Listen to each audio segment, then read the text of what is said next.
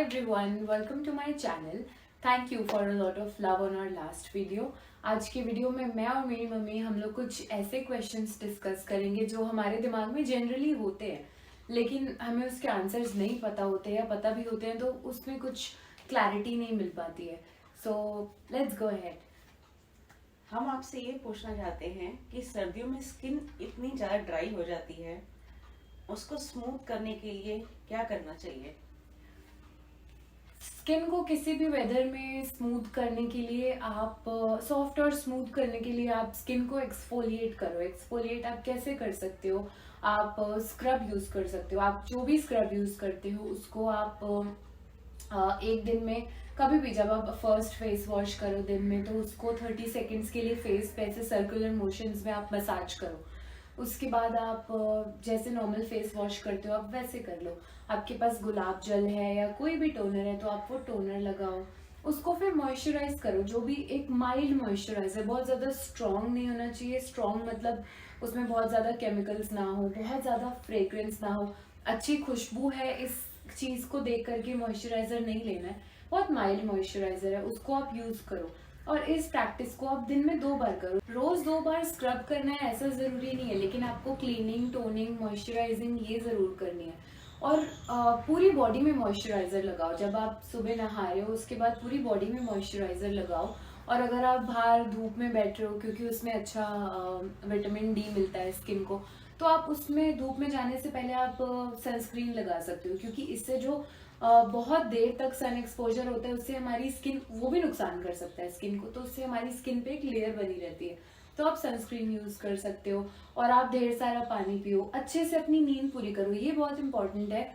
अगर आप अच्छी नींद ले रहे हो और आप अच्छा खासा पानी पी रहे हो, अच्छा खा रहे हो, हेल्दी खा रहे हो, तो जो आप खाओगे वो आपकी बॉडी पे, आपकी स्किन पे दिखेगा, वो रिफ्लेक्ट होता है. आप भी इस बात से अग्री करते हो आई थिंक. और एक्टिविटी पूरी करने के लिए जिम जाना जरूरी है?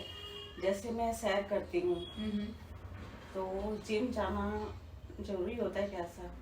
अच्छा, मतलब आप अपनी एक्टिविटी और कैसे बढ़ा सकती हूँ मैं, और कैसे बढ़ा सकती हूँ अपनी एक्टिविटी को? एक्टिविटी बढ़ाने के लिए जिम जाना ही जरूरी नहीं है. आप बहुत सारी चीजों से अपनी एक्टिविटी बढ़ा सकते हो. जैसे आप वॉक करते हो, आपको दिन में आप दिन में किसी भी टाइम फ्री हो तो आप घर पे एक्सरसाइज कर सकते हो. बहुत सारे होम वर्कआउट्स होते हैं आपके पास. अगर आपके घर में और फ्लोर्स हैं और अगर आप उन फ्लोर्स पे जा सकते हो तो आप सीढ़ियाँ चढ़ के वापस आओ, फिर चढ़ो, फिर वापस आओ. अपनी एक्टिविटी बढ़ाने के लिए आप ऐसे कर सकते हो. अब आप अगर आपके बहुत सारे रिलेटिव्स हैं, आप उनसे अक्सर फोन पे बात करते होगे, आप उनसे फोन पे बात करते हो तो बात करते करते आप वॉक कर सकते हो. आपने अगर पानी पीना है तो आप किचन तक जाओ, पानी का ग्लास लेकर के आओ. बॉटल को वहीं पे लेकर नहीं बैठना है कि उससे पानी पी लेंगे, आप जाओ लेकर आओ. इससे भी आपकी एक्टिविटी में फर्क पड़ेगा. और ये कुछ ऐसे तरीके हैं जो बहुत सिंपल और बेसिक है, हम इसे अच्छे से फॉलो कर सकते हैं. किसी के घर में अगर छोटा बच्चा है तो वो उस बच्चे को उठा करके वॉक करे, उस बच्चे को उठा करके सीढ़ियाँ चढ़े उतरे, तो उनकी एक्टिविटी ऐसे बढ़ सकती है.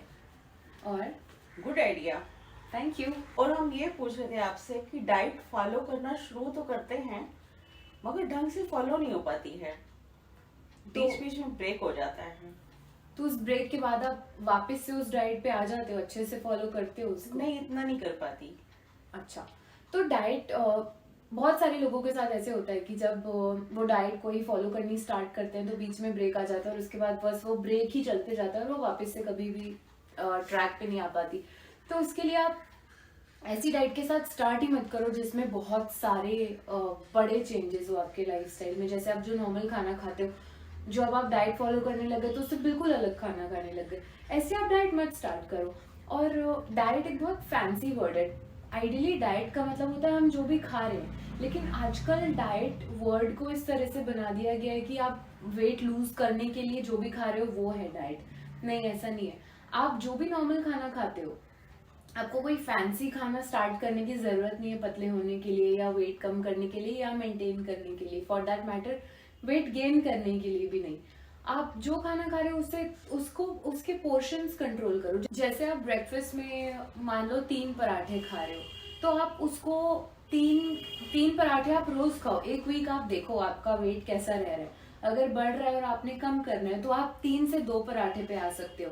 लेकिन कुछ लोग होते हैं उनका पेट ही 3 पराठे में भरता है, तो उसमें वो जो घी या ऑयल जो भी यूज कर रहे हैं उसको लिमिट करना स्टार्ट कर सकते हैं, क्योंकि एक एक तरह से आप 3 ही खा रहे हो लेकिन आप उसमें कुछ कुछ चीज को लिमिट कर रहे हो। तो ऐसे छोटे छोटे चेंजेस अपने पूरे दिन की मील्स में करने से बहुत बड़ा चेंज आ जाता है। 2 हफ्ते 3 हफ्ते लगते हैं बॉडी को भी सब कुछ अडेप्ट करने में, लेकिन सब कुछ एक दिन में या 2 दिन में आप बिल्कुल बदल दोगे डाइट के नाम पे, तो हमारी बॉडी भी अंदर से बिल्कुल पागल हो जाती है कि ये क्या कर रहा है ये इंसान मुझे।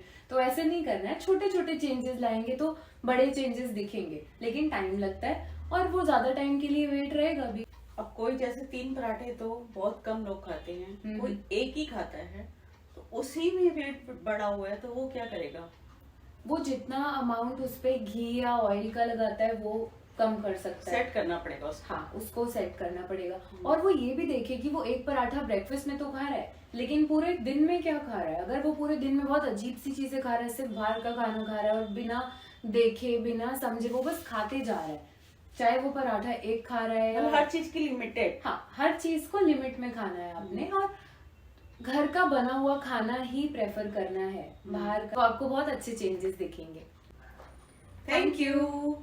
अगर आपके मन में और कोई क्वेश्चन है तो आप उसे कमेंट्स में लिख सकते हैं और हम लोग ट्राई करेंगे कि हम लोग उसको नेक्स्ट वीडियो में कवर करें, क्योंकि ऐसे बहुत सारे कॉमन क्वेश्चंस होते हैं जिसके लिए हम क्लैरिटी चाहते हैं। So please feel free to do so, and please like, subscribe and share if you found this helpful. Thank you.